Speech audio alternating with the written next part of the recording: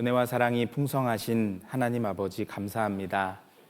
지옥에 갈 수밖에 없었던 저희를 주님의 보배로운 피로 우리의 모든 죄를 사하시고 영원한 천국에 들어갈 참된 소망을 가지고 남은 생에 살아갈 수 있도록 허락해 주신 것을 진심으로 감사드립니다. 오늘 주일을 맞아서 우리 여숫교회 성도님들 또 이 자리에 함께 모였습니다. 전해지는 말씀과 또 오늘 준비된 교제 또 봉사를 통해서 한 주를 살아갈 힘을 주시기를 간절한 마음으로 기도합니다.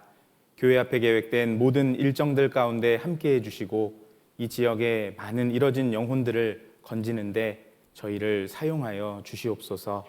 오늘 모든 시종을 우리 주님 손길에만 의지합니다. 언제나 저희를 사랑하시는 고마우신 예수님의 이름으로 감사하며 기도드렸습니다. 아멘. 시작하는 말씀으로 요한복음 20장 말씀을 함께 찾아보시겠습니다.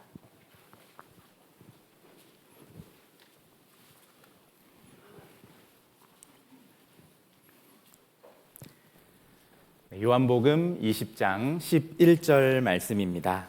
신약성경 183쪽입니다.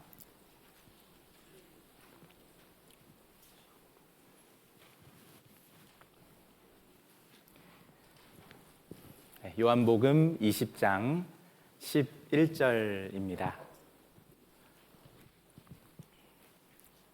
11절부터 14절까지의 말씀을 제가 읽어드리겠습니다.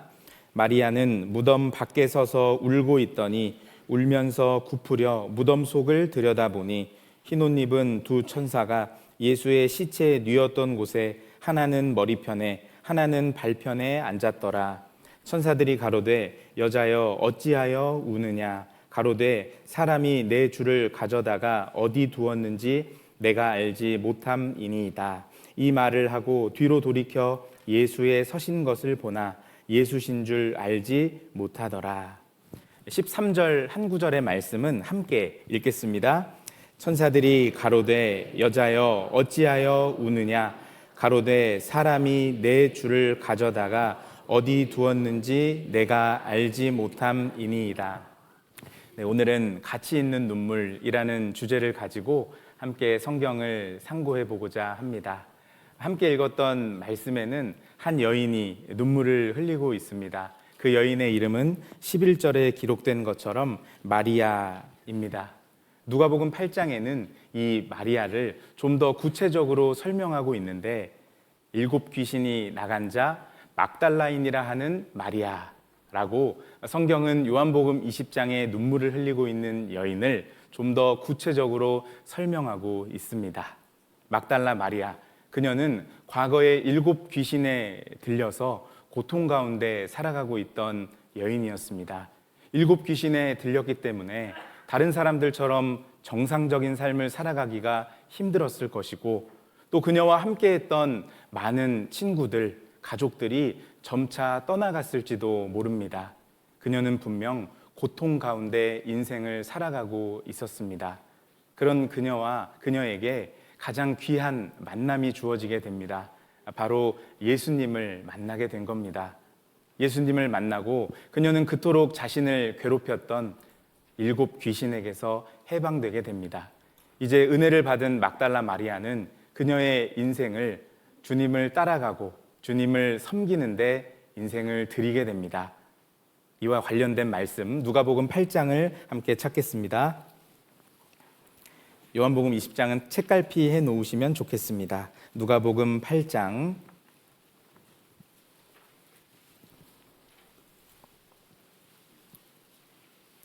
1절입니다. 신약성경 103쪽입니다.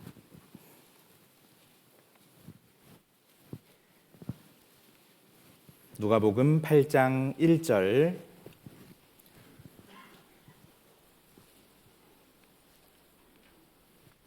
1절부터 제가 읽어드리겠습니다. 이후에 예수께서 각 성과 촌에 두루 다니시며 하나님의 나라를 반포하시며 그 복음을 전하실세 12 제자가 함께하였고 또한 악귀를 쫓아내심과 병고침을 받은 어떤 여자들 곧 7 귀신이 나간 자 막달라인이라 하는 마리아와 또 헤롯의 청지기 구사의 아내 요한나와 또 수산나와 다른 여러 여자가 함께하여 자기들의 소유로 저희를 섬기더라. 막달라 마리아에게는 고통이 있었습니다. 고통이 있었지만 예수 그리스도를 통해서 은혜를 경험하게 되었고, 은혜를 경험하게 된 이후에는 이제 변화된 삶을 살게 됩니다. 그녀는 자신의 전생애를 들여서 주님을 따르고 주님을 섬기는데 자신의 인생을 드리게 됩니다. 그래서 3절에 보면 자기들의 소유로 저희를 섬기더라. 이제 그녀는 자신의 삶을 주님을 위해서 드렸습니다. 이 모습은 마치 구원받은 성도 한 사람 한 사람의 생애를 생각하게 합니다. 형제 자매님들의 구원 간증을 듣다 보면 대부분 등장하는 것들이 있는데, 구원받기 전에 많은 고통을 느끼는 상황들이 있었다는 것입니다. 그 고통이 그 형제 자매님들이 구원받기 전 마음을 낮추었고 하나님을 찾게 했고, 그것으로 인해서 구원을 먼저 받은 분과 연결되게 되고 말씀을 듣는 가운데 자신이 어떤 운명에 처해 있는지 알게 되고 또다시 고통을 느끼게 됩니다. 내가 지금 죽으면 지옥에 갈 수밖에 없는 인생이구나. 그것을 느끼고 하나님 앞에 무릎 꿇는 가운데 이제 구원을 경험하게 됩니다. 그렇게 구원을 경험하게 되면 이제 남은 생에는 주님을 위해서, 그리고 복음이 전해지는 교회를 위해서 살게 됩니다. 그렇게 구원을 받을 때 한 가지 알게 되는 것이 있는데, 나에게 있어서 구원받기 전에 있던 고통은 꼭 필요한 과정이었구나 라는 것을 알게 됩니다.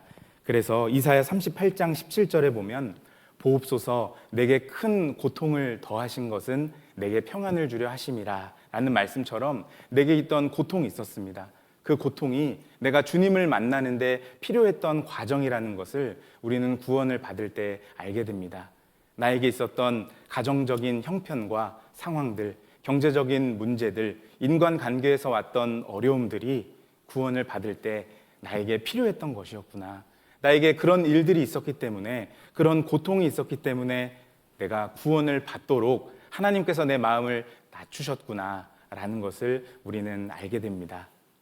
막달라 마리아도 마찬가지였죠. 그녀는 고통이 있었지만 은혜를 경험했고 변화된 삶을 살아가게 됩니다. 그것은 우리도 마찬가지입니다.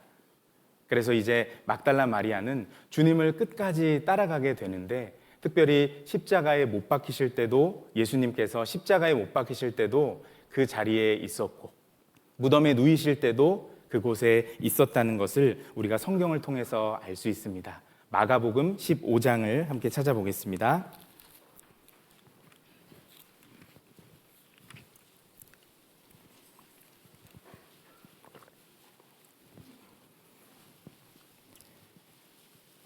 마가복음 15장 39절 말씀입니다.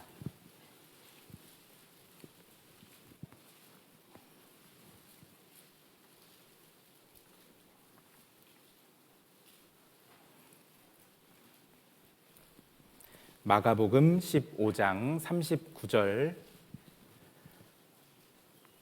말씀을 제가 읽어드리겠습니다. 예수를 향하여 섰던 백부장이 그렇게 운명하심을 보고 가로되 이 사람은 진실로 하나님의 아들이었도다 하더라. 40절입니다. 멀리서 바라보는 여자들도 있는데 그 중에 막달라 마리아와 또 작은 야고보와 요새의 어머니 마리아와 또 살로메가 있었으니, 주님께서 십자가에 못 박히시는 그곳에 막달라 마리아도 있었습니다. 그녀는 주님을 끝까지 따라갔던 사람이기 때문에 그렇습니다. 한 장 넘기셔서 46절입니다. 요셉이 세마포를 사고 예수를 내려다가 이것으로 싸서 바위 속에 판 무덤에 넣어두고 돌을 굴려 무덤 문에 놓음에 때에 막달라 마리아와 요새의 어머니 마리아가 예수 둔 곳을 보더라. 이제 예수님께서 돌아가시고 무덤에 누이실 때도 막달라 마리아는 이곳에 있습니다. 예수님을 따라가되 끝까지 따라갔던 그녀의 모습입니다. 그리고 처음에 우리가 함께 읽었던 요한복음 20장은 부활의 아침입니다. 그때도 마리아는 주님을 따라가기 위해 무덤으로 나아갑니다. 책갈피에 놨던 요한복음 20장으로 가보겠습니다.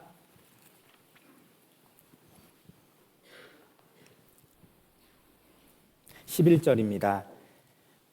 마리아는 무덤 밖에 서서 울고 있더니 울면서 굽으려 무덤 속을 들여다보니. 그런데 마리아가 지금 눈물을 흘리고 있습니다. 왜냐하면 예수님의 시신이 보이지 않기 때문입니다. 그녀는 지금 무슨 일이 일어난지 모르기 때문에 예수님의 시신이 없는 것을 보고 지금 눈물을 흘리고 있습니다. 그러자 천사들이 묻습니다. 13절입니다. 천사들이 가로되 여자여 어찌하여 우느냐. 천사들은 마리아에게 묻습니다. 여자여 어찌하여 우느냐. 지금 울 이유가 없지 않습니까? 예수님은 부활하셨습니다. 이제 마리아는 그것을 확인하고 기뻐하는 일만 남아있는데 천사들은 물었습니다. 여자여 어찌하여 우느냐. 지금 왜 울고 있냐. 이렇게 묻습니다. 부활하신 예수님도 동일하게 물어보십니다. 15절입니다. 예수께서 가라사대 여자여 어찌하여 울며. 여자여 어찌하여 울며. 예수님께서 말씀하셨습니다. 예수님은 말씀대로 부활하셨고 이렇게 마리아의 눈앞에 있습니다. 마리아는 더 이상 울 이유가 없습니다. 오늘 주제가 가치 있는 눈물이라고 말씀을 드렸습니다. 우리도 구원을 받고 신앙생활을 하는 가운데 생각해보면 눈물을 흘릴 때가 있습니다. 만약 내가 요즘 흘리고 있는 눈물이 혹 하나님 앞에 흘리지 말아야 되는 눈물이라면 하나님께서는 우리에게도 이렇게 말씀하시지 않을까요? 여자여 어찌하여 울며, 성도여 어찌하여 울며 라고 말씀하실 겁니다.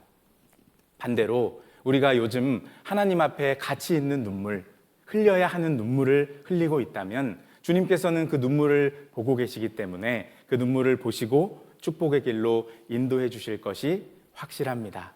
그래서 오늘 함께 생각해 볼 내용은 성경에 많은 사람들의 눈물이 기록되어 있습니다. 그 눈물들 가운데는 우리가 배우지 말아야 하는, 흘리지 말아야 하는 눈물도 있고 우리가 배우고 흘려야 하는 가치 있는 눈물도 있습니다. 그 내용들을 함께 살펴보고 이제 우리가 그러면 가치 있는 눈물, 흘려야 하는 눈물을 흘렸을 때 하나님께서는 어떻게 갚아주실까? 그 부분까지 함께 생각을 해보고자 합니다. 먼저 성경에 나타난 우리가 흘리지 말아야 하는 눈물, 배우지 말아야 하는 눈물 두 가지를 생각해 보겠습니다. 첫 번째는 에서가 흘렸던 후회의 눈물입니다. 히브리서 12장을 찾겠습니다.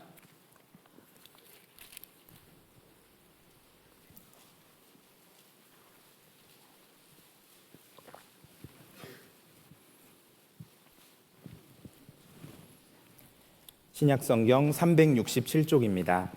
히브리서 12장 16절 말씀입니다.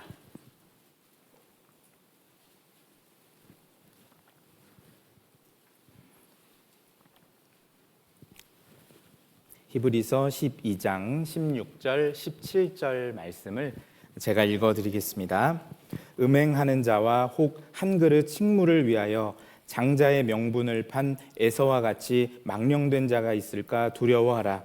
너희의 아는 바와 같이 저가 그 후에 축복을 기업으로 받으려고 눈물을 흘리며 구하되 버린 바가 되어 회개할 기회를 얻지 못하였느니라. 여기 에서의 눈물이 기록되어 있습니다.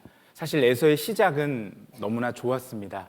왜냐하면 하나님의 축복이 보장되어 있는 장자의 명분을 가졌기 때문입니다. 이제 에서의 삶은 하나님에 대해서 관심을 가지고 하나님과 관계된 것에 대해서 관심을 가진 채로 살아간다면 좋았을 것입니다. 그런데 에서는 하나님에 대해서, 하나님과 관계된 것에 대해서, 하나님이 주실 축복에 대해서는 관심이 없었습니다. 그는 사냥을 하기를 좋아했습니다. 산으로 들러 나가서 사냥하기를 좋아했는데 그래서 성경은 그를 익숙한 사냥꾼이라고 말씀하고 있습니다. 에서는 하나님에 대해서 관심 없이 이 세상에 관심이 많았습니다. 그 결과로 자신에게 있었던 장자의 명분을, 축복이 보장된 삶을 팥죽 한 그릇에 팔아버리는 그릇된 선택을 하고 말았습니다. 이 에서, 그렇게 에서는 팥죽 한 그릇에 자신에게 있던 장자의 명분을 판 이후에 이제 후회의 눈물을 흘리고 있습니다. 17절에 너희의 아는 바와 같이 저가 그 후에 축복을 기업으로 받으려고 눈물을 흘리며 구했습니다. 하지만 버림바가 되어 회개할 기회를 얻지 못하였느니라. 성경은 이렇게 그의 삶을 정리하고 있습니다. 이 에서가 흘린 눈물, 이 에서의 모습은 이 세상 사람들의 모습과 동일하다고 할 수 있습니다. 지금 마지막 시대를 살아가고 있는데 우리 주변에 있는 많은 사람들은 하나님에 대해서 또 하나님과 관계된 것에 대해서는 큰 관심이 없습니다. 오직 자신의 삶이 더 편안한 삶, 어떻게 하면 더 누리는 삶을 살 수 있을까라는 것만 고민하는 가운데 자신의 생애를 살게 됩니다. 그 가운데 그들도 이제 인생의 허무함을 느끼게 되면 하나님에 대한 생각이 듭니다. 정말 하나님은 계실까? 그리고 내 인생은 왜 이렇게 허무할까? 정말 하나님이 계시다면 방법이 있는 거 아닐까? 그런 생각을 하는 가운데 먼저 구원받은 사람과 연결이 되기도 합니다. 그들은 먼저 구원받은 사람과 연결된 이후에 말씀 앞에 나오게 됩니다. 그리고 말씀을 듣게 됩니다. 듣는 가운데 그들은 자신이 찾고 있던 것이구나 라는 생각에 구원을 받는 사람도 있는가 반면에 그들 가운데는 이렇게 말하는 분도 있습니다. 제가 인생의 허무함을 느낀 것은 맞지만 제가 찾던 것은 이런 것이 아닙니다. 저는 인생을 살아가면서 눈물을 흘리며 말씀 앞에 나와왔지만 제가 원하던 것은 이런 것이 아닙니다. 저는 지금 너무 바쁘기 때문에 구원은 나중에 받겠습니다. 이런 말들로 우리의 마음을 속상하게 합니다. 그런 그들이 이제 회개하지 않고 이 생을 살아가는 가운데 주님을 만나게 될 때가 반드시 옵니다. 그때 그들은 영원히 눈물을 흘리게 됩니다. 성경은 이렇게 말씀합니다. 거기서 슬피 울며 이를 갈미 있으리라. 지옥에서 그들은 영원히 눈물을 흘립니다. 이 생을 살아가는 가운데 일시적으로 흘렸던 후회의 눈물이 그들이 지옥으로 가서 영원히 흘리는 눈물이 되게 됩니다. 이 눈물은 사람이 이 세상에 태어나서 절대 흘리지 말아야 할 후회의 눈물입니다. 이 눈물은 우리 또한 배워서는 안 되는 눈물이라고 할 수 있습니다. 그리고 또 성경에 기록된 눈물들 가운데 우리가 배우지 말아야 할 눈물이 기록되어 있는 부분이 있습니다. 민수기 14장을 함께 찾아보시겠습니다.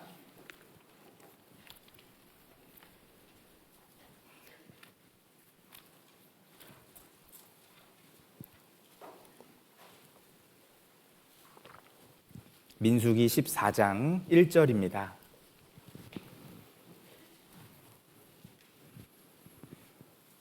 구약성경 217쪽입니다. 민수기 14장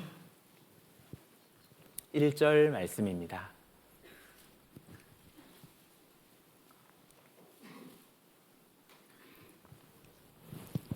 제가 읽어드리겠습니다. 온 회중이 소리를 높여 부르짖으며 밤새도록 백성이 곡하였더라. 여기 이스라엘 백성들이 눈물을 흘리고 있습니다.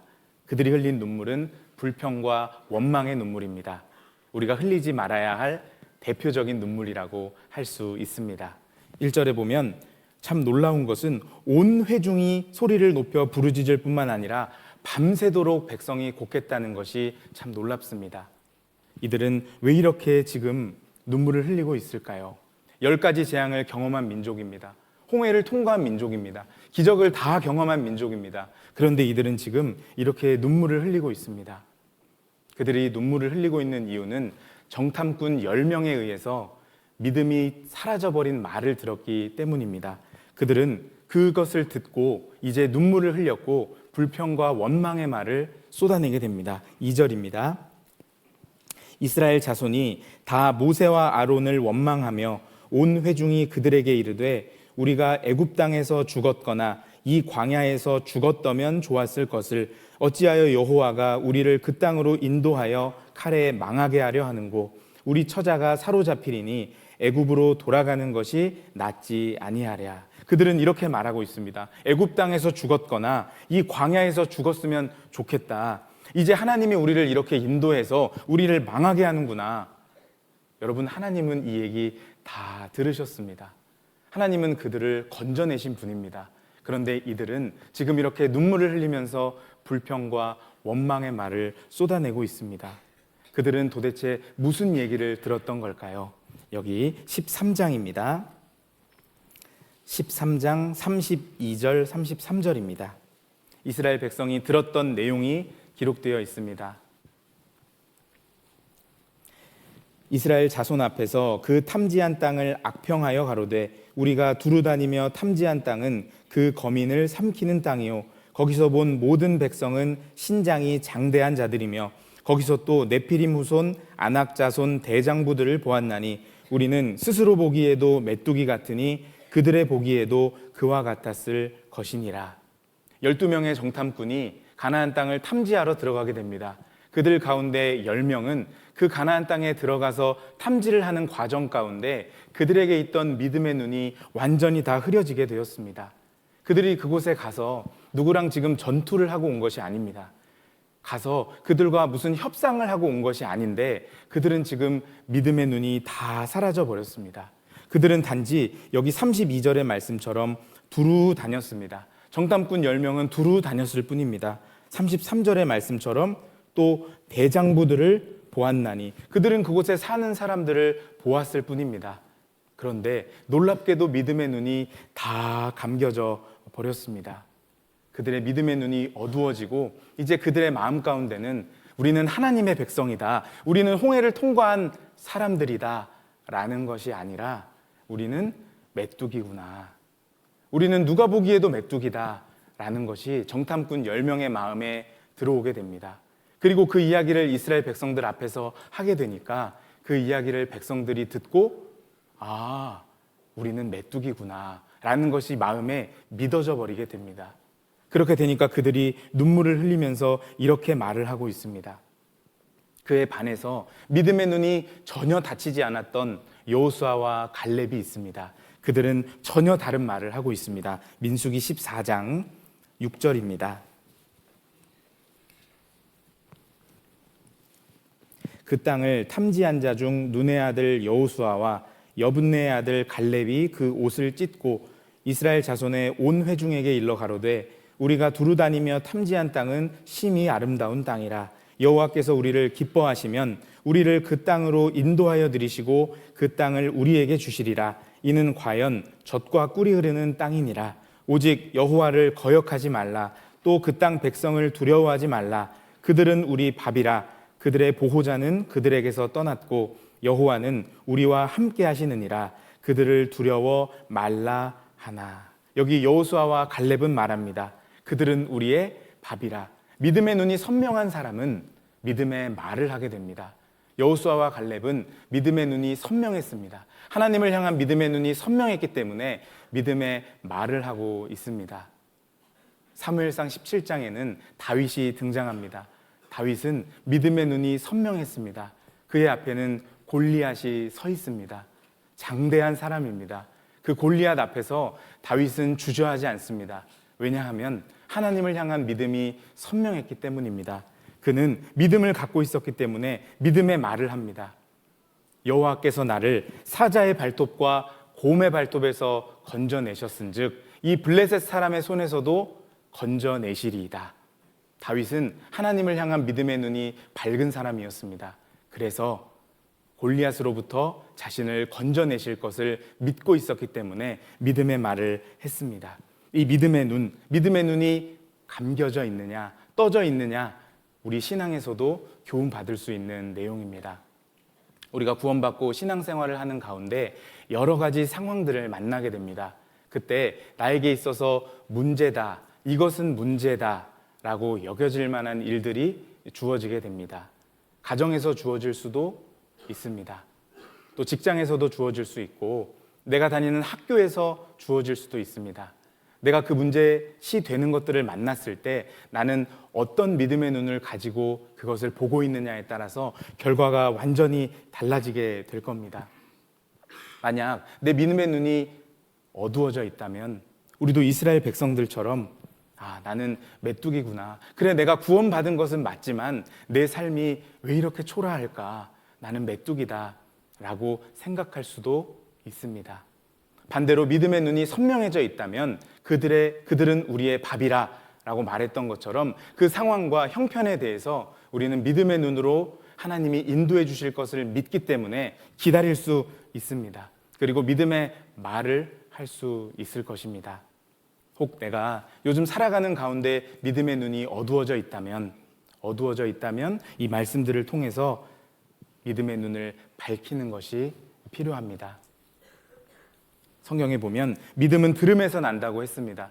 들음에서 난다고 했기 때문에 내 믿음의 눈을 밝히려면 무엇보다 말씀을 가까이 하고 말씀을 듣는 일을 많이 하고, 그리고 이 과정 가운데 하나라도 얻으려고 할 때 내 믿음의 눈이 밝아질 수 있습니다. 사실 성경에는 우리의 믿음의 눈을 밝혀줄 말씀이 가득합니다. 시편 118편 7절에 보면 여호와께서 내 편이 되사 나를 돕는 자 중에 계시니, 성경은 말씀하고 있습니다.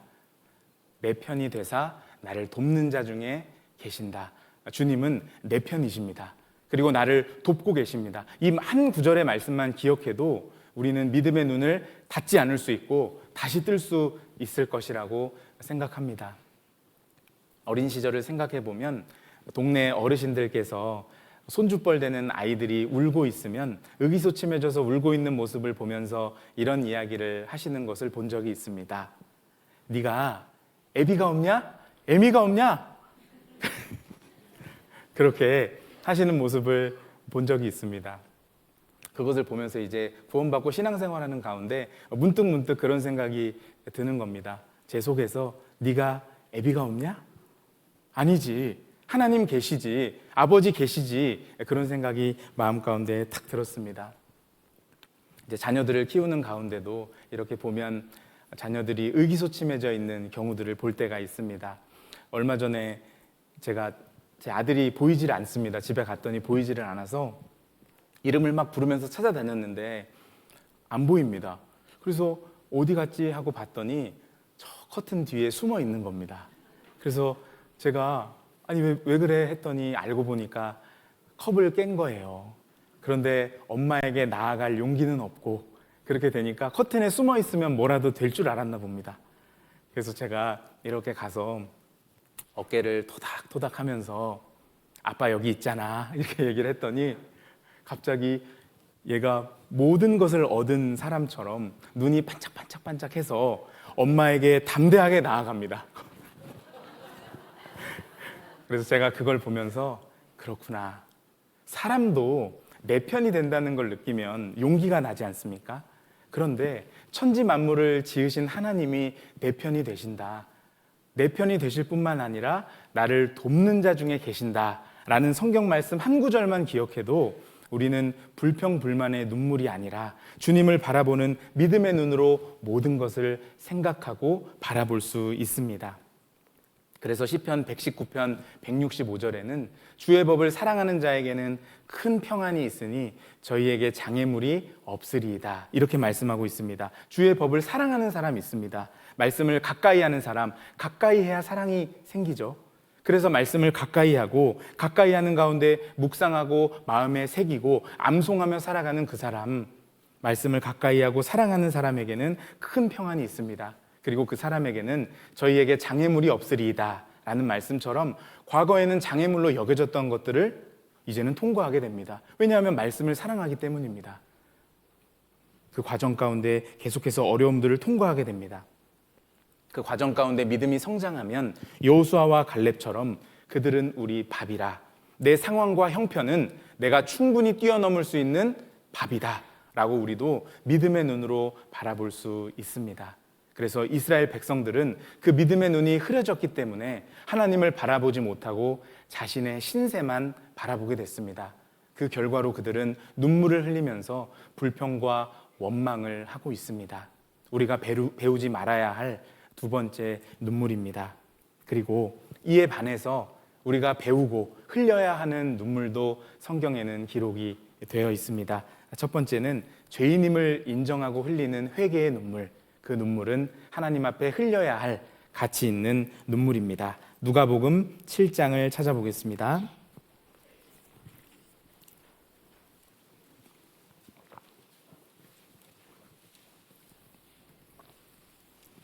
누가복음 7장 37절입니다.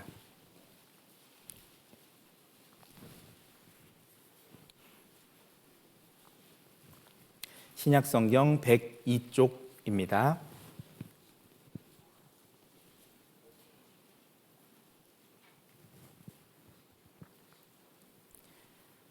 누가복음 7장 37절 말씀입니다.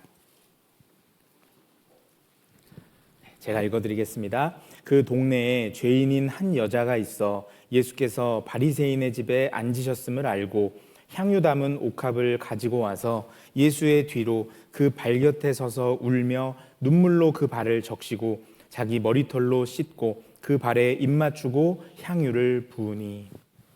여기 한 여인이 등장을 하고 있습니다. 성경을 이 여인을 37절에 있는 말씀처럼 그 동네에 죄인인 한 여자라고 말하고 있습니다.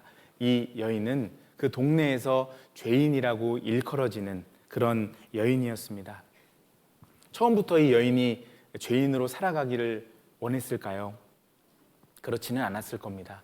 그녀에게 주어졌던 환경과 주변의 여건과 상황들이 그녀를 또 죄짓게 했습니다. 더 죄짓게 했겠죠. 그렇게 죄를 짓다 보니까 자기도 죄가 너무 좋은 겁니다. 그래서 죄를 짓다 보니 결국 결과적으로 이 동네에 유명한 죄인이 되어버렸습니다. 이 여인은 자신이 죄인임도 정확히 알고 있었습니다. 죄를 많이 지었기 때문에 나는 죄인이구나 라는 것도 알고 있습니다.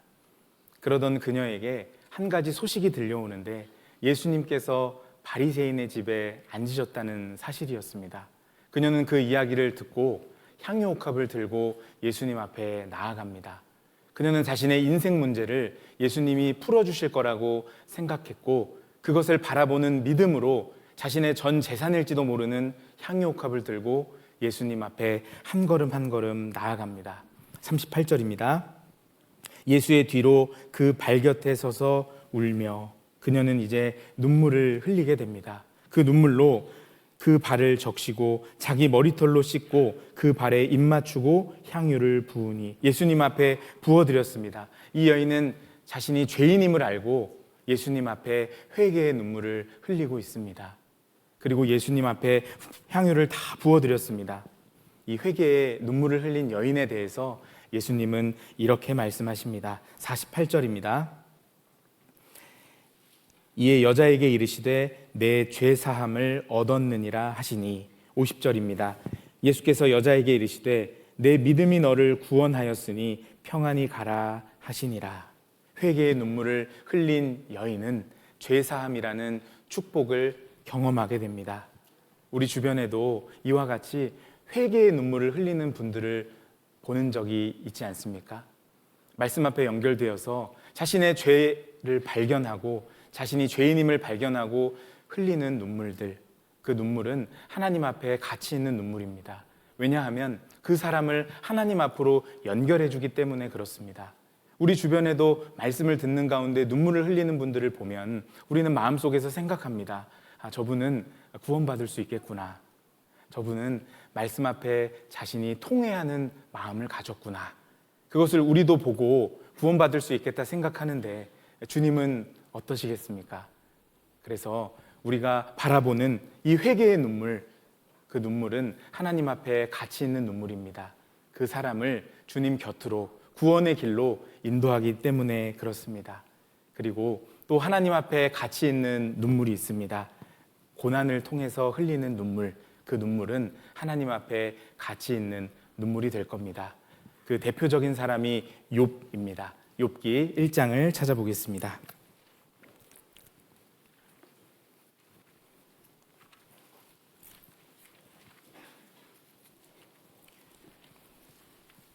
욥기 1장 1절입니다.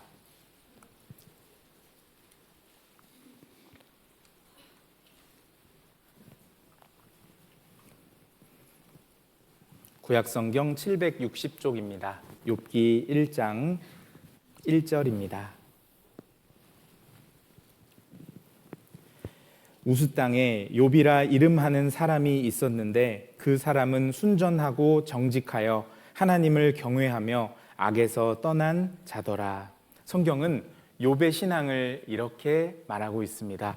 우스 땅에, 먼저는 우스 땅에 하나님께서는 욥이 어디 사는지를 알고 계십니다. 우스 땅에 욥이라 이름하는 사람이 있었습니다. 여수 땅에 하나님께서는 여수에서도 이렇게 사는 사람이 있는지를 분명히 보실 겁니다. 우스 땅에 욥이라 이름하는 사람이 있었는데 이제 욥의 신앙의 특징이 나옵니다. 그 사람은 순전하고 정직하여 하나님을 경외하며 악에서 떠난 자더라. 하나님 앞에 이렇게 평가를 받을 수 있다면 얼마나 좋을까요? 욥은 이렇게 평가를 받는 사람이었습니다. 그런데 이런 욥에게 고난의 시간이 찾아오게 됩니다. 하나님께서는 구원받은 성도에게 때로는 죄가 없는데 잘못한 것이 없는데 고난의 시간을 주시는 경우들이 있습니다. 그리고 우리는 그 과정 가운데 눈물을 흘릴 때도 있습니다. 그런데 그 눈물은 가치 있는 눈물이라고 말씀드릴 수 있습니다. 욥이 겪었던 상황들을 살펴보겠습니다. 여기 욥기 1장 15절입니다. 13절부터 제가 읽어드리겠습니다. 13절입니다. 하루는 욥의 자녀들이 그 맏형의 집에서 식물을 먹으며 포도주를 마실 때에, 여기 욥의 하루가 기록되어 있습니다. 하루는 욥에게 있어서 가장 힘들었던 그 하루입니다. 하루는 15절입니다. 스바 사람이 갑자기 이르러 그것들을 빼앗고 칼로 종을 죽였나이다. 나만 홀로 피한 고로 주인께 고하러 왔나이다. 어느 날 욥의 종이 살해를 당하는 일이 벌어지는데 욥은 그 이야기를 다른 종에게 듣게 됩니다. 그리고 이제 16절부터 계속해서 반복적으로 나오는 구절이 있습니다. 16절입니다. 그가 아직 말할 때, 그 종이 아직 말할 때에 또 다른 일이 터지게 됩니다. 17절입니다. 그가 아직 말할 때, 18절에도 그가 아직 말할 때, 욥에게 있어서 너무 안 좋은 일들이 계속해서 일어나게 됩니다. 심지어 그가 아직 말할 때, 그 종이 말할 때 계속해서 일이 벌어지게 됐습니다. 16절에 보면 하나님의 불이 하늘에서 내려와서 양과 종을 살라버렸다. 17절에는 약대에게 달려들었다. 갈대아 사람이 달려들어서 그것을 빼앗고 칼로 종을 죽였습니다. 18절과 19절 말씀에는 욥의 인생에서 가장 힘든 일이 벌어지게 되었습니다. 18절입니다. 그가 아직 말할 때에 또 한 사람이 와서 고하되 주인의 자녀들이 그 맏형의 집에서 식물을 먹으며 포도주를 마시더니 거친들에서 대풍이 와서 집 내 모퉁이를 치매 그 소년들 위에 무너짐으로 그들이 죽었나이다. 나만 홀로 피한 고로 주인께 고하러 왔나이다 한지라. 여기 욥에게 있어서 가장 큰 사건이 생기게 됩니다. 욥이 가장 사랑했던 사람들이 욥을 떠나게 됩니다. 여기 집 내 모퉁이를 대풍이 와서 쳐서 그 소년들 위에 그 자녀들에게 임해서 다 무너졌습니다.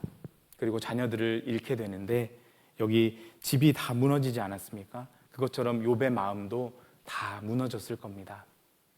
욥기 2장에 가면 이제 욥의 몸에는 병이 들게 되고 그가 사랑했던 아내는 말하기를 하나님을 욕하고 죽으라고 말합니다. 사실 욥의 아내가 처음에 욥과 함께 살아갈 때는 이렇게 좋았을지도 모릅니다. 야, 우리 남편은 정말 하나님을 잘 섬기는 남편이다.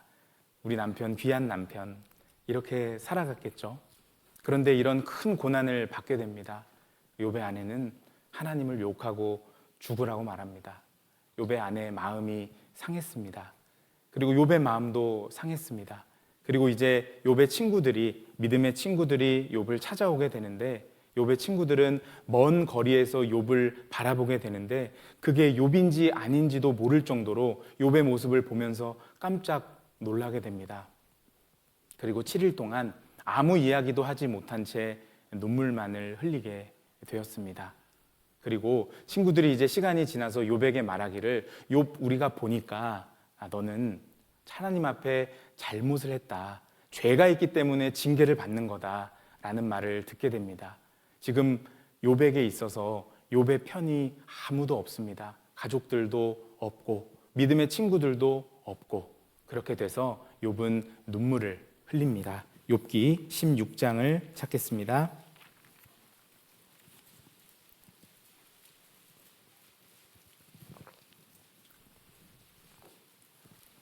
욥기 16장 20절.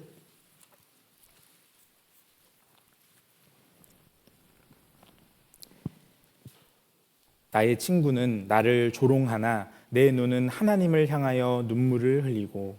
욥은 하나님을 향하여 눈물을 흘렸습니다.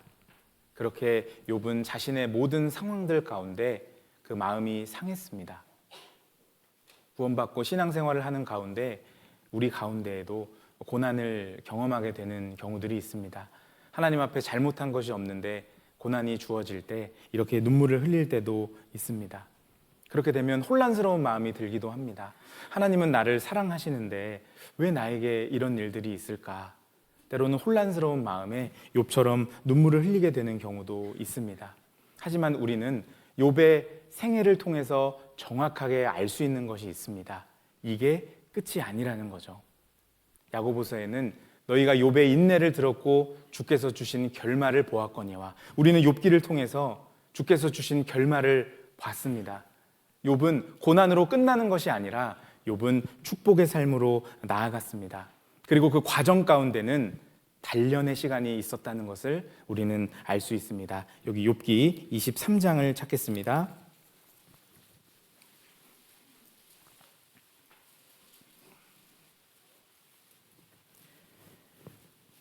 욥기 23장 10절 말씀입니다.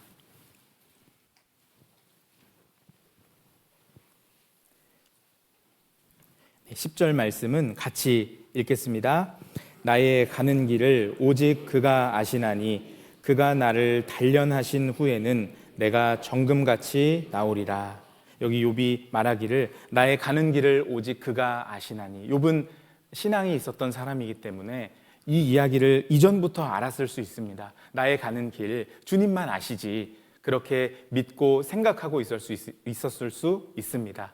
자, 그런데 욥이 고난을 받게 되니까 이제 이 사실이 더 선명해졌을 겁니다. 나의 가는 길 정말 주님만 아신다. 사람은 모른다. 그리고 그가 나를 단련하신 후에는 지금 나에게 있는 과정들은 단련이구나. 욥은 알았습니다. 하나님께서는 구원받은 성도에게 단련의 목적으로 고난을 주실 수 있습니다. 그리고 그 과정 가운데는 눈물도 흘리지만 분명한 것은 그 단련의 시간이 지나고 나면 뒤에 있는 말씀처럼 내가 정금같이 나오리라. 정금이 돼서 우리는 나오게 됩니다. 욥의 삶은 그것을 우리에게 증명해주고 있습니다. 우리의 삶도 혹 내가 지금 고난 가운데 있다면 주눅들지 않을 수 있는 이유는 욥의 삶이 그것을 증명하고 있기 때문에 그렇습니다. 나에게 있는 고난도 지금은 고난이지만 분명히 이것은 단련의 과정이고 시간이 지나면 축복의 길로 하나님이 인도해 주실 거라는 것을 믿을 수 있습니다. 그리고 성경 사무엘상에는 한나가 등장합니다. 한나에게도 많은 슬픔이 있었습니다. 사무엘상 1장을 찾아보겠습니다.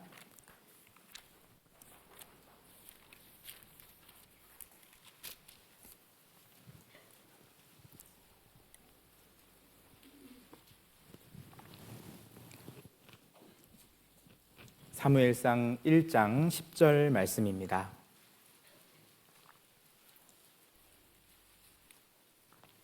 구약성경 408쪽입니다.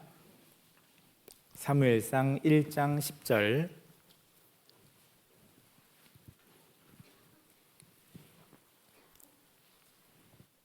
제가 읽어드리겠습니다. 한나가 마음이 괴로워서 여호와께 기도하고 통곡하며. 한나가 하나님 앞에 기도하고 통곡하는 것을 읽어드렸습니다. 한나의 눈물입니다. 한나의 남편은 엘가나라는 사람인데 엘가나는 두 명의 아내가 있었습니다. 한 사람은 한나, 한 사람은 브닌나였습니다. 한나는 믿음의 여인이었는데 한나에게는 자녀가 없었습니다. 자녀는 엘가나에게만 있었고, 자녀는 브닌나에게만 있었고, 그렇기 때문에 이제 브닌나가 한나를 괴롭게 합니다. 왜냐하면 이 엘가나 남편이 한나를 더 많이 사랑해 주었기 때문에 그렇습니다. 그래서 한나는 마음이 괴로웠습니다. 6절에 보시면 여호와께서 그로 성태치 못하게 하심으로 그 대적 브닌나가 그를 심히 격동하여 번민케 하더라. 여기 보면 여호와께서 그로 성택치 못하게 하심으로 그 대적 분인나가 한나를 심히 격동하여 번민하게 했습니다. 그래서 한나는 10절의 말씀처럼 마음이 괴로워서 여호와께 기도하고 통곡을 하고 있습니다. 사실 한나에게는 두 가지 선택지가 있었습니다. 남편에게 나아갈 수도 있었습니다. 하지만 한나는 이 문제를 풀어주실 분이 하나님밖에 없기 때문에 하나님 앞에 나아가게 됩니다. 인간적인 방법을 사용할 수도 있었을 겁니다. 그런데 하나님 앞에 나아갔습니다. 한나는 그 결과로 이제 하나님께서 풀어주시는 것을 경험하게 됩니다. 그리고 한나에게 있었던 이 시간들은 한나를 사무엘의 어머니로 단련하기 위한 하나님의 시간이었다는 것을 우리가 생각할 수 있습니다. 한나는 이제 사무엘이라는 귀한 자녀를 얻고 하나님 앞에 기도하게 됩니다. 2장입니다. 2장 1절, 사무엘상 2장 1절입니다. 한나가 기도하여 가로되 내 마음이 여호와를 인하여 즐거워하며 내 뿔이 여호와를 인하여 높아졌으며 내 입이 내 원수들을 향하여 크게 열렸으니 이는 내가 주의 구원을 인하여 기뻐함이니이다. 한나는 이렇게 말을 하면서 3절에 말을 하고 있습니다. 3절에 보시면 심히 교만한 말을 다시 하지 말 것이며 오만한 말을 너희 입에서 내지 말지어다. 여호와는 지식의 하나님이시라 행동을 달아보시느니라. 한나는 단련의 시간들 가운데 깨달은 것이 있었습니다. 첫 번째는 여기 있는 말씀처럼 여호와는 지식의 하나님이시라. 한나는 하나님이 어떤 분인지를 알았습니다. 여호와는 지식의 하나님이시구나. 하나님은 다 아시는구나. 하나님은 나에게 있었던 대적, 분인나도 아시는구나. 그리고 내가 그런 큰 시험을 받았을 때 하나님 앞에 나아가는 것도 보셨구나. 지식의 하나님이시기 때문에 그런 거죠. 하나님께서는 한나를 보셨습니다. 한나의 마음도 보셨고 형편도 보셨습니다. 상황도 보셨습니다. 지식의 하나님은 모든 것을 아시는 분입니다. 그리고 이어지는 말씀에 행동을 달아보시느니라. 행동을 달아보시는 하나님. 한나는 그것을 알게 됐습니다. 한나가 어떻게 행동하는지 하나님은 보셨습니다. 그리고 행동을 달아보셨습니다. 믿음을 달아보신 겁니다. 우리는 신앙생활하는 가운데 큰 고통을 받게 되거나 고난을 받게 됐을 때 한나를 기억할 수 있습니다. 하나님은 지식의 하나님이시다. 하나님은 다 아시는구나. 내 상황, 내 형편 다 아신다. 그리고 그때 내가 어떻게 행동하는지를 달아보십니다. 그래서 우리는 이 말씀을 통해서 알 수 있습니다. 그래, 내가 한나처럼 인간적인 방법으로 하는 것이 아니고 한나가 그랬던 것처럼 하나님께 나아가는 방법을 선택해야겠다. 뿐만 아니라 하나님이 어떤 분인지를 확실히 알고 그 상황을 뛰어넘어야겠다. 그런 것들을 우리는 생각할 수 있습니다. 그래서 한나가 흘린 눈물, 통곡은 가치 있는 눈물입니다. 한나의 단련을 위해서 필요했던 시간이기 때문에 그렇습니다. 우리는 성경에 요셉을 알고 있습니다. 요셉이 총리가 되기 전 그에게 있었던 13년의 시간은 사실 사람으로서는 이해하기가 어려운 그런 환경들이었습니다. 요셉은 17의 나이에 애굽으로 팔려가게 되는데 성경은 이것에 대해서 이렇게 말씀합니다. 요셉이 애걸했다. 요셉이 형들에게 애걸했다라고 성경은 말씀합니다. 애걸은 슬플 애자에 빌 걸자를 쓰니까 요셉은 형들에게 슬프게 빌었던 겁니다. 형들 왜 나한테 이렇게 하냐? 나한테 이렇게 하지 말아달라고. 내가 앞으로 잘하겠다고 그렇게 슬프게 빌었음에도 불구하고 요셉은 애굽으로 팔려가게 됩니다. 하지만 요셉은 하나님을 향한 믿음이 있었기 때문에 거기에서 끝난 게 아니라 자신에게 있던 고난에서 우울하게 있었던 것이 아니라 최선을 다해서 일했습니다. 그래서 보디발에게 인정을 받게 되고 하나님의 도우심으로 그곳의 가정 총무가 되게 됩니다. 그런데 문제가 있었습니다. 보디발의 아내 때문입니다. 그 아내에게 유혹을 받게 되고 요셉은 하나님을 믿는 사람이었기 때문에 당연히 그 자리를 피했지만 그에게 돌아오는 것은 감옥이었습니다. 요셉은 하나님을 향한 믿음의 선택을 했지만 그는 감옥으로 가게 됩니다. 마음이 사실 슬펐을 것 같습니다.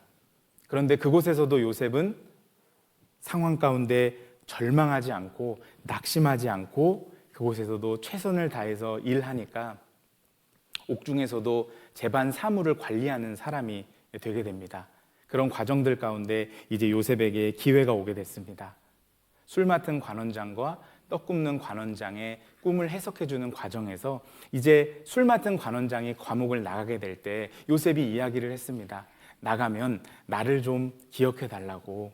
나는 무슨 잘못을 해서 이 감옥에 온 사람이 아니다. 가서 이야기해 달라고 하지만 그 술 맡은 관원장은 만 2년 동안 요셉을 잊어버리게 됩니다. 요셉은 그렇게 만 2년을 또 기다려야 했습니다. 그런 과정들 가운데 이제 요셉이 감옥에서 나가게 됐고 이제 애굽의 총리가 되는 장면들을 우리는 확인하게 됩니다. 그리고 그 과정들 가운데 우리가 알 수 있는 것은 하나님께서 요셉을 단련하셨다는 것을 알 수 있습니다. 시편 105편을 찾아보겠습니다.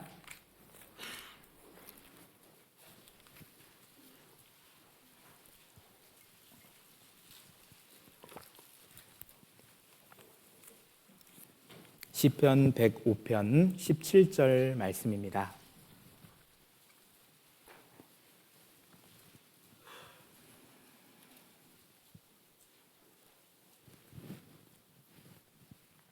시편 105편 17절 말씀 제가 읽어드리겠습니다. 한 사람을 앞서 보내셨으며 요셉이 종으로 팔렸도다. 요셉은 형들의 미움을 받아서 종으로 팔렸지만 성경은 말씀하시기를 한 사람을 앞서 보내셨다고 말씀하고 있습니다. 내가 지금 고난받고 있는 자리가 있다면 하나님께서는 나를 그곳으로 앞서 보내신 것일 수 있습니다. 이어지는 말씀에는 그 발이 착고에 상하며 그 몸이 쇠사슬에 매였으니 곧 여호와의 말씀이 응할 때까지라. 그 말씀이 저를 단련하였도다. 하나님께서는 요셉을 단련하셨습니다. 여호와의 말씀이 응할 때까지 단련 기간이 있었습니다. 그 과정 가운데 요셉은 단련되어 갔습니다. 그리고 나중에 형들을 만났을 때 그렇게 펑펑 눈물을 흘립니다. 우리는 세 사람을 살펴봤습니다. 그들에게 있었던 많은 고난과 환난이 있었죠.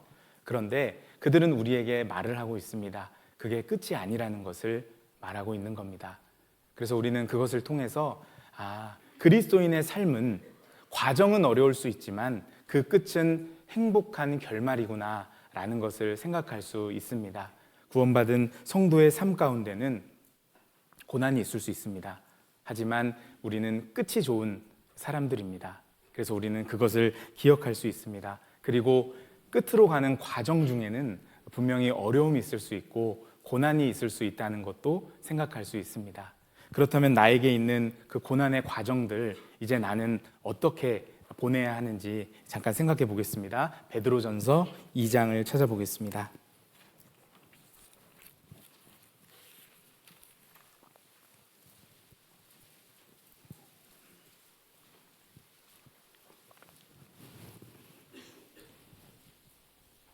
베드로전서 2장 19절 말씀입니다.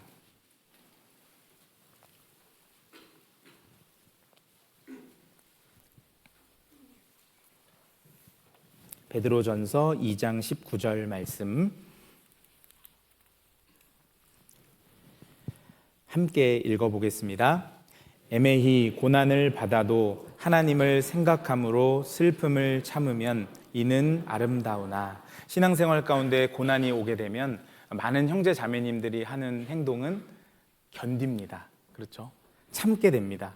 근데 여기 애매히 고난을 받아도 하나님을 생각함으로 슬픔을 참으면, 슬픔을 참는 경우들이 있는데 그 앞에 하나님을 생각함으로 슬픔을 참는 것이 중요하다고 생각해 볼 수 있습니다. 그렇다면 우리는 어떤 하나님을 생각함으로 슬픔을 참을 수 있을까요? 먼저는 하나님께서 직접 인간의 몸을 입고 이 땅에 오신 그 하나님을 기억함으로 참을 수 있을 겁니다. 우리는 고난을 받게 되면 많은 아픔들을 경험하게 되는데 그 과정 가운데 예수님을 생각합니다. 예수님이 맞으셨던 채찍을 기억합니다. 예수님이 쓰셨던 면류관을 기억합니다. 가시면류관이었죠. 예수님이 맞았던 매, 예수님에게 왔던 침, 그런 것들을 기억합니다. 한 형제님이 다른 한 형제님에게 이야기했습니다. 형제님, 제가 요즘에 너무 많이 어렵고 힘든 과정 가운데 있습니다. 그 이야기를 들은 그 형제님이 대답하기를, 형제님, 저는 어려움이 있을 때마다 우리 주님을 생각합니다. 그래, 나는 채찍질은 맞지 않았잖아. 나는 누군가에게 침뱉음은 받지 않았잖아. 나는 매는 맞지 않았잖아. 나는 가시로 된 면류관은 쓰지 않았잖아. 형제님, 그것을 생각해 보니까 마음에 참 힘이 되고 위로가 됩니다. 우리 주님께서는 나를 위해서 그 고통을 받아주셨습니다. 그 고통을 우리는 기억할 수 있습니다. 인간의 몸을 입고 이 땅에 오신 하나님, 그 하나님을 생각함으로 우리는 슬픔을 참을 수 있습니다. 그리고 또 어떤 하나님을 생각함으로 참을 수 있을까요? 우리가 밖을 나가보면 하나님께서 만드신 만물들로 이 세상이 가득합니다. 그 천지 만물을 창조하신 하나님을 생각함으로 슬픔을 참을 수 있을 겁니다. 마태복음 10장에 보면 참새 한 마리도 하나님께서 허락하시지 않으면 땅에 안 떨어진다고 말씀하셨습니다. 그렇게 이야기하시면서 너희에게는 머리털까지 다 세신 바 되었나니 두려워하지 말라. 너희는 많은 참새보다 귀하니라. 우리가 구원받고 신앙생활하는 가운데 참새를 보게 되면 그 참새와 나를 연결합니다. 그래, 저 참새도 하나님이 허락하지 않으시면 안 떨어진다. 하물며 구원받은 사람을 하나님이 놓을 수 없다. 그렇게 우리는 믿을 수 있습니다. 저 개인적으로는 이제 어린 시절에 구원을 받고 홀로 신앙생활을 오랜 기간 이렇게 했습니다. 그 과정들 가운데 버릇처럼 하게 됐던 행동이 한 가지 있었는데, 저는 꽃을 보는, 그렇게 안 생겼지만 꽃을 이렇게 보는 것을 좋아합니다. 꽃을 저희 자매도 웃습니다. 그래서 꽃을 이렇게 보고 있거나 이렇게 만지고 있거나 이런 것을 되게 좋아합니다. 왜 그랬냐면 어느 순간 학생 때 길을 이렇게 걷고 있는데 이제 우리 가족들은 여전히 구원받지 않았고 나는 혼자 이렇게 지내고 있고 이제 그런 것들이 혼자 서러웠나 봅니다. 그런데 옆에 꽃이 있어서 이렇게 꽃을 보면서 무슨 생각이 들었냐면, 야, 이 꽃도 향기도 다 다르고 촉감도 다 다르고 색상도 다 다르구나.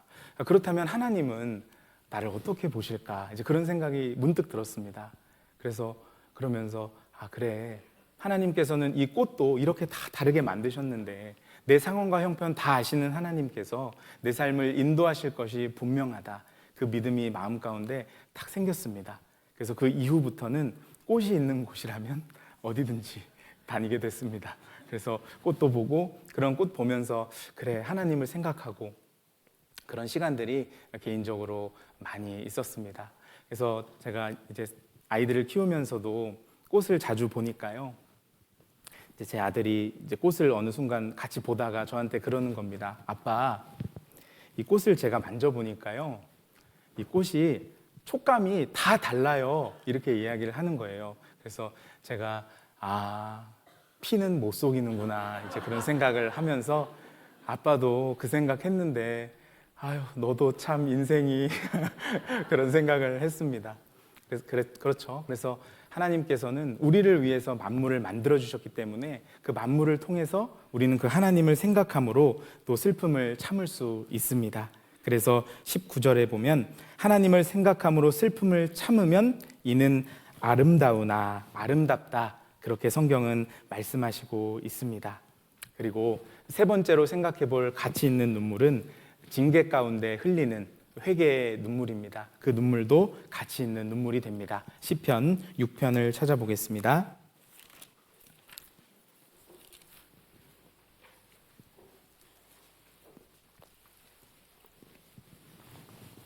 시편 6편 6절 말씀입니다.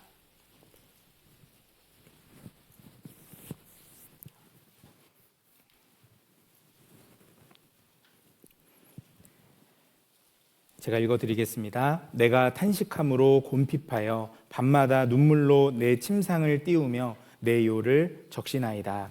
시편 6편의 기자인 다윗, 이스라엘의 왕이었던 다윗은 하나님 앞에 합당하게 살아갔던 사람 중에 대표적인 사람입니다. 그런데 그가 그토록 훌륭한 삶을 살아가다가 이제 사무엘상 사무엘하 11장에 보면 그의 신앙이 추락하게 되는 사건이 벌어지게 됩니다. 그 사건을 통해서 잠깐 교훈을 받아보겠습니다. 사무엘하 11장 말씀입니다. 사무엘하 11장 1절입니다.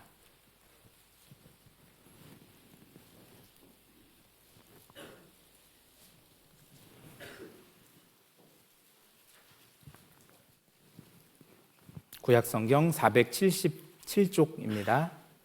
사무엘하 11장 1절 말씀입니다.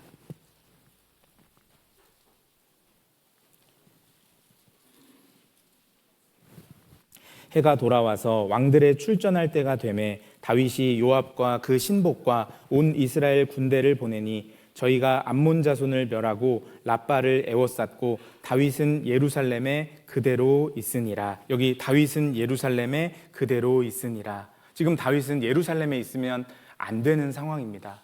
다윗은 그의 군사들과 함께 전쟁터에 나가야 되는 상황인데 지금 이 말씀처럼 그대로 있게 됩니다. 그는 위치가 잘못됐습니다. 위치가 잘못되니까 이제 마음이 느슨해지게 됩니다. 2절입니다. 저녁 때에 다윗이 그 침상에서 일어나 왕궁 지붕 위에서 거닐다가 그곳에서 보니 한 여인이 목욕을 하는데 심히 아름다워 보이는지라. 우리는 이 사무엘하 11장을 통해서 죄가 어떻게 시작돼서 어떻게 진행되는지를 알 수 있습니다. 특별히 11장 1절에는 그대로 있으니라는 말씀처럼 위치가 이탈되게 되면 이제 2절의 말씀처럼 마음이 느슨해지고 행동도 느슨해지게 됩니다. 그래서 다윗은 저녁 때에 일어났다고 성경은 말씀합니다. 그가 야간 근무를 섰기 때문에 저녁 때 일어난 것은 아닐 것입니다. 그는 이제 있어야 될 자리에 없었기 때문에 게으름이 생겨났고 아침을 일어나서 깨웠던 다윗이 저녁 때에 일어나게 됩니다. 그리고 해서는 안 될 행동들이 나가게 됩니다. 3절입니다. 다윗이 보내어 그 여인을 알아보게 하였더니 다윗이 한 여인이 목욕하는 장면을 보았습니다. 사실 그 장면을 보았으면 눈을 빨리 돌리고 다른 것을 했어야 합니다. 그런데 다윗의 눈은 그곳에 고정되어 있었습니다. 그리고 3절의 말씀처럼 이제는 알아보게 했습니다. 다윗이 알아봤습니다. 알아봤는데 남편이 있는 여인입니다. 그러면 거기서 중지해야 되는 것이 맞지 않습니까? 중지해야 되는데 4절입니다. 다윗이 사자를 보내어 저를 자기에게로 데려오게 하고 다윗은 이렇게 행동하게 됩니다. 다윗은 알아보게 하였더니 거기에서 끝냈어도 더 큰 죄는 안 범했을 수 있습니다. 그런데 이제 데리고 오게 했고 그 과정 가운데 간음죄와 살인죄를 범하게 됩니다. 우리는 이 모습을 통해서 죄가 어떻게 시작되고 진행되는지를 알 수 있습니다. 결국 그는 자신의 위치를 벗어났게 됐고 거기서 이제 게으름이 생겼고 하나님과의 관계도 멀어지게 되고 이제 눈으로 죄가 될 수 있는 것을 보고 가까이 하게 했습니다. 이것은 우리 신앙생활에도 동일합니다. 혹 내가 요즘에 구원받고 신앙생활하고 있는 가운데 내 위치가 잘못되어 있다면 말씀이 있는 그 위치에 내가 있어야 하는데 교제가 있는 곳에 내가 함께해야 하는데 전도의 현장에 내가 함께해야 하는데 내가 내 기도의 굴에 들어가야 하는데 그 위치가 잘못되어 있다면 나 또한 다윗처럼 이런 모습들이 나오게 될 수 있습니다. 다윗처럼 신앙의 위기가 우리에게도 올 수 있다는 것을 우리는 이 말씀들을 통해서 생각해 볼 수 있습니다. 다윗은 범죄했습니다. 그리고 이제 나단 선지자가 찾아오게 됩니다. 나단 선지자가 찾아와서 이제 다윗을 책망하는 가운데 이제 다윗은 자신에게 있어 큰 죄가 있었다는 것을 깨닫게 됐고 하나님 앞에 그것을 철저하게 뉘우치고 통회하며 눈물로 회개합니다. 그것이 우리가 처음에 찾았던 시편 6편 6절의 내용입니다. 다윗은 그 이후에 징계를 받게 됩니다. 마음의 평강은 다 깨졌고 그의 아들이 그를 대적하는 상황으로 가게 되었습니다. 다윗은 하나님 앞에 징계를 받게 됩니다. 그리고 눈물을 흘렸습니다. 우리에게 적용해 볼 수 있습니다. 우리도 하나님 앞에 바르게 살지 못해서 징계를 받는 경우들이 있습니다. 징계를 받게 되면 마음도 아픕니다. 때로는 몸도 아프기도 합니다. 그 과정 가운데 눈물을 흘릴 때가 있습니다. 그리고 그 눈물은 하나님 앞에 가치 있는 눈물입니다. 히브리서 12장을 찾겠습니다.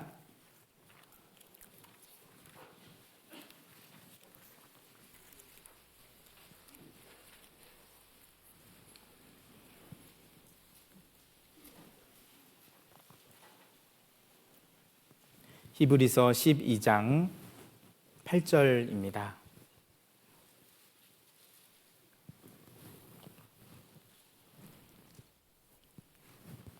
징계는 다 받는 것이거늘 너희에게 없으면 사생자요 참 아들이 아니니라. 10절 말씀입니다. 저희는 잠시 자기의 뜻대로 우리를 징계하였거니와 오직 하나님은 우리의 유익을 위하여 그의 거룩하심에 참여케 하시느니라. 11절입니다. 무릇 징계가 당시에는 즐거워 보이지 않고 슬퍼 보이나 후에 그로 말미암아 연달한 자에게는 의의 평강한 열매를 맺나니. 징계 가운데 흘렸던 눈물은 가치 있는 눈물입니다. 왜냐하면 그 사람의 삶을 기록된 말씀처럼 변화시켜주기 때문에 그렇습니다. 그래서 우리가 구원받고 신앙생활하는 가운데 때로는 징계 가운데 징계를 경험하고 교제로 다시 돌아오게 되는 형제 자매님들을 볼 때가 있습니다. 그렇게 그분들에게 주어졌던 징계는 하나님 앞에 가치 있는 일이었고 그분들이 흘렸던 눈물은 가치 있는 눈물이라는 것을 알 수 있습니다. 왜냐하면 주님 앞으로 돌아오게 됐고 그 삶을 변화시키게 해 주었기 때문에 그렇습니다. 우리는 이것을 통해서 징계 가운데 흘리는 눈물 또한 가치 있는 눈물이라는 것을 우리가 알 수 있습니다. 그리고 또 함께 생각해 볼 수 있는 가치 있는 눈물 한 가지는 구원받지 않은 영혼들을 바라보며 흘리는 눈물, 그 눈물은 가치 있는 눈물입니다. 구약시대 예레미야는 그 사람들을 보면서 참 많은 눈물을 흘린 사람입니다. 그리고 신약시대 사도 바울도 눈물을 참 많이 흘렸습니다. 한 구절만 찾아보겠습니다. 빌립보서 3장입니다.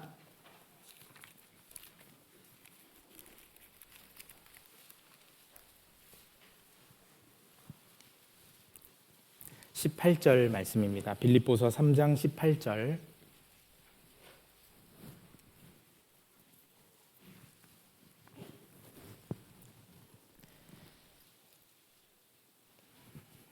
내가 여러 번 너희에게 말하였거니와 이제도 눈물을 흘리며 말하노니 여러 사람들이 그리스도 십자가의 원수로 행하느니라.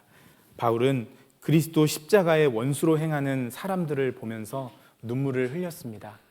우리도 구원받고 신앙생활하는 가운데 우리 주변에 있는 가족들, 또 내 친척들, 친구들, 지인들을 바라볼 때 눈물이 나는 경우들이 있습니다. 우리는 사랑을 전해주는 것인데 그들은 받지를 않습니다. 오히려 우리를 핍박하는 일들도 있게 됩니다. 그런 것들을 경험하다 보면 때로는 이런 말도 듣습니다. 저도 얼마 전에 어떤 분의 간증을 통해서 들었는데 지옥에 내가 가지 네가 감사합니다. 지옥에 내가 가지 네가 가냐? 왜 네가 난리야? 이런 이야기를 듣는 경우들이 있는데 사실은 가장 마음 아픈 이야기라고 생각합니다. 우리도 구원받고 신앙생활하는 가운데 전도의 과정에서 그런 이야기를 들을 때면 눈물이 흐릅니다. 하지만 그 눈물로 끝나는 것이 아니라는 것은 우리가 잘 알고 있죠. 시편 126편에 보면 눈물을 흘리며 씨를 뿌리는 자는 기쁨으로 거두리로다. 성경은 말씀하십니다. 눈물을 흘리며 씨를 뿌리는 사람이 있습니다. 눈물을 흘리며 복음의 씨를 뿌리는 사람도 있습니다. 우리죠. 복음을 전하는 가운데 많은 눈물이 날 수 있습니다. 하지만 우리가 믿을 수 있는 것은 기쁨으로 거두리로다. 분명 시간이 지나면 지금은 그렇게 반응할지라도 시간이 지나서 구원받으면 된다. 그런 믿음을 가지고 우리는 또다시 눈물을 흘리며 씨를 뿌리게 됩니다. 그래서 간증 가운데 많이 듣게 되는 것 중 하나는 제가 20년 만에 구원을 받았습니다. 30년 만에 구원을 받았습니다. 그렇게 이야기하는 분들의 대부분은 자신을 인도해 준 분들, 자신을 기다려 준 분들에게 고마워합니다. 내 여동생이, 내 언니가 나를 기다려 줬습니다. 제가 속을 많이 새겼습니다. 제가 저희 아내 속을 많이 새겼는데 저희 아내가 끝까지 기다려 줬습니다. 그런 이야기를 듣는 경우들이 있습니다. 그래서 우리가 영혼을 바라보며 흘리는 그 눈물은 가치 있는 눈물이 됩니다. 기쁨으로 거둘 것이 분명하기 때문입니다. 그러면 우리가 이제 돌아볼 수 있습니다. 오늘 함께 살펴봤던 내용이 하나님 앞에 흘리지 말아야 되는 눈물도 있고 또 흘려야 하는 눈물도 있다고 말씀을 드렸습니다. 만약 내가 요즘의 삶 가운데 흘리지 말아야 되는 그런 눈물 흘리고 있다면, 하나님 앞에 불평과 원망이 가득한 마음으로 눈물 흘리고 있다면 이제는 그 눈물 그만 그쳐야 될 겁니다. 고린도전서 7장을 찾아보겠습니다.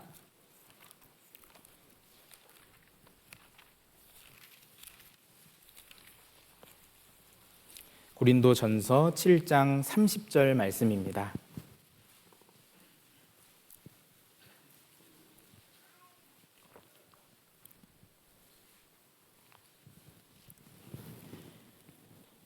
우는 자들은 울지 않는 자 같이 하며 기쁜 자들은 기쁘지 않은 자 같이 하며 매매하는 자들은 없는 자 같이 하며 31절입니다. 세상 물건을 쓰는 자들은 다 쓰지 못하는 자 같이 하라. 이 세상의 형적은 지나감이니라. 30절에 우는 자들은 울지 않는 자 같이 하며 이렇게 말씀합니다. 우리가 하나님 앞에 가치 없는 눈물, 흘리지 말아야 되는 눈물 흘리고 있다면 이제는 그쳐야 할 겁니다. 왜냐하면 31절의 뒷부분에 있는 말씀처럼 이 세상의 형적은 지나감이니라. 다 지나가기 때문에 그렇습니다. 내가 하나님 앞에 가치 없는 눈물, 내 육신 때문에 흘리는 눈물들이 있다면 이제는 그쳐야 하는 이유는 결국 다 지나가 버릴 것들이기 때문입니다. 이제는 하나님 앞에 정말 의미 있는 눈물, 가치 있는 눈물, 그런 눈물을 흘리며 살아가야 되지 않을까요? 그렇다면 하나님께서는 우리가 흘린 가치 있는 눈물에 대해서 어떻게 갚아주시는지 함께 살펴보겠습니다. 시편 84편입니다.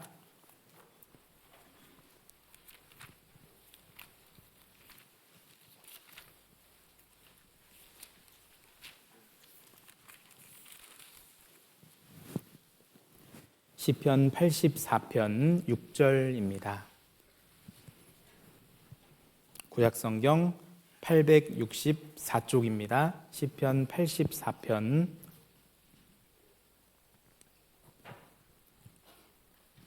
6절 말씀입니다. 저희는 눈물 골짜기로 통행할 때에 그곳으로 많은 샘의 곳이 되게 하며 이른 비도 은택을 입히나이다. 여기 6절에 저희는 눈물 골짜기로 통행할 때, 여기 골짜기라고 했습니다. 골짜기는 산과 산 사이에 움푹 패여져 있는 곳을 골짜기라고 하지 않습니까? 그런데 이 골짜기의 이름이 눈물 골짜기입니다. 신앙생활 가운데 우리가 눈물 골짜기를 통과하는 경우들이 있습니다. 이곳에 계신 형제 자매님들 가운데도 과거에 내가 눈물 골짜기를 통행했던 분들이 계실 겁니다. 또 지금 눈물 골짜기를 통행하고 있는 분도 계실 것입니다. 그리고 미래에 눈물 골짜기를 만날 분들도 계실 겁니다. 그런데 이 눈물 골짜기 가운데 우리가 기억해야 될 것은 뒤에 있는 내용처럼 그곳으로 많은 샘의 곳이 되게 하며 이른 비도 은택을 입히나이다. 움푹 패인 골짜기로 끝나는 것이 아니라 눈물 골짜기에 샘이 만들어지고 이른 비가 그곳을 채우게 됩니다. 눈물 골짜기에는 하나님의 은택이 있습니다. 눈물 골짜기에서 하나님의 신령한 은혜가 만들어집니다. 그리고 그 과정 가운데 우리 신앙이 쭉 성장하게 됩니다. 하나님께서 신령한 은혜를 부어주신다고 했는데 먼저는 말씀의 은혜가 부어집니다. 시편 107편 20절에 보면 저가 그 말씀을 보내어 저희를 고치사 위경에서 건지시는 도다 말씀하십니다. 하나님께서는 구원받은 성도에게 말씀을 보내주십니다. 주일 말씀, 수요 말씀, 또 모임에 있는 말씀들을 통해서 우리에게 필요한 것들을 공급해 주십니다. 눈물 골짜기를 통행할 때면 그 말씀들이 더 나에게 와닿고 달콤하게 느껴지게 됩니다. 또 눈물 골짜기를 통행할 때면 빨리 기도하고 싶어집니다. 하나님을 빨리 만나고 싶습니다. 눈물 골짜기를 통행할 때 그런 신령한 은혜가 주어집니다. 또 교제의 자리가 있다면 빨리 그곳으로 함께 하고 싶습니다. 왜냐하면 그 안에서 형제 자매님들의 간증을 통해 내 마음에 신령한 은혜들이 부어지기 때문에 그렇습니다. 그래서 눈물 골짜기에는 신령한 은혜가 부어진다는 것을 우리는 발견할 수 있습니다. 우리가 흘린 가치 있는 눈물, 그 눈물에 대해서 하나님께서는 먼저 신령한 은혜를 부어주십니다. 그리고 마지막으로 요한계시록 21장을 찾겠습니다.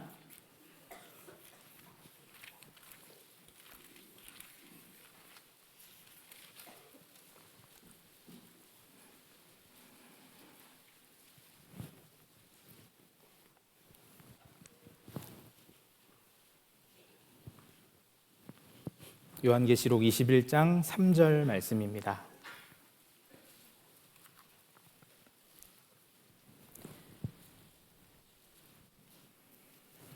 3절, 4절 말씀은 마지막 말씀이기 때문에 함께 읽겠습니다. 내가 들으니 보좌에서 큰 음성이 나서 가로되 보라 하나님의 장막이 사람들과 함께 있음에 하나님이 저희와 함께 거하시리니 저희는 하나님의 백성이 되고 하나님은 친히 저희와 함께 계셔서 모든 눈물을 그 눈에서 씻기심에 다시 사망이 없고 애통하는 것이나 곡하는 것이나 아픈 것이 다시 있지 아니하리니 처음 것들이 다 지나갔음이러라. 함께 살펴본 것처럼 하나님께서는 이제 구원받은 사람이 흘리는 가치 있는 눈물에 대해서 은혜로 갚아주실 뿐만 아니라 그날에 그 눈물을 다 닦아주실 것을 말씀하고 계십니다. 이것이 우리의 최고의 위로라고 생각합니다. 최고의 행복이기도 합니다. 결국 주님 앞에 가면 우리가 이 땅에서 흘렸던 가치 있는 눈물들에 대해서 그 눈물을 다 씻어주시는 그런 일들이 있을 것입니다. 한나가 흘렸던 눈물은 주님께서 닦아주셨습니다. 욥이 흘렸던 눈물도 주님께서 닦아주셨습니다. 아이가 울고 있으면 엄마가 빨리 와서 그 아이의 눈물을 닦아주십니다. 우리 주님도 우리의 눈물을 닦아주실 것이 성경에 약속되어 있습니다. 제가 어떤 시골 교회에 가서 이 이야기를 쭉 들으면서 마지막에 이렇게 여쭤봤습니다. 형제 자매님들, 그러면 우리의 눈물은 누가 닦아주실까요? 이렇게 말씀을 드려봤는데 저는 아무도 대답 안 하실 줄 알고 했는데 맨 앞에서 이제 어르신께서 쭉 그날 말씀을 쭉 들으시다가 조그만 소리로 주님이라고 이야기를 하시는데 제가 마음이 참 감동이 되고 그래 맞다. 주님께서 다 갚아주신다. 내가 흘린 눈물들, 내가 하나님 앞에 흘렸던 그 눈물, 가치 있는 눈물들 하나님이 다 닦아주시고 갚아주실 것이다. 그 믿음이 그 어르신을 보면서 더 마음에 확신이 들었습니다. 그래서 올 한 해가 이제 시작이 되었습니다. 이제 대집회도 2월 달에 준비가 되어 있고 또 여러 가지로 우리가 만나는 사람들도 또 많이 계실 텐데 그분들을 주님 품으로 인도하는 가운데 또 흘리게 되는 여러 가지 눈물들이 있다면 가치 있는 눈물이다. 그것을 기억하시면서 더욱 귀하게 주님께 쓰임받는 우리 여수교회 성도님들이 되시면 좋겠습니다. 기도하고 마치겠습니다. 은혜와 사랑이 풍성하신 하나님 아버지 감사합니다. 저희를 구원해 주시고 주님의 몸된 교회 가운데 거하게 해주신 것을 진심으로 감사드립니다. 오늘 하루를 허락하셔서 우리에게 필요한 말씀을 주심에 감사드립니다. 우리 여수교회 주님께서 늘 기억해 주시고 담임 목사님 중심으로 우리 귀한 전도인분들 더욱 주님께서 함께 해주시고 우리 성도님들과도 함께 하셔서 더욱 이뤄진 많은 영혼들을 건지는데 저희를 사용하여 주시옵소서. 오늘 이후의 모든 일정도 주님의 손길에만 의지합니다. 언제나 저희를 사랑하시는 고마우신 예수님의 이름으로 감사하며 기도드렸습니다. 아멘.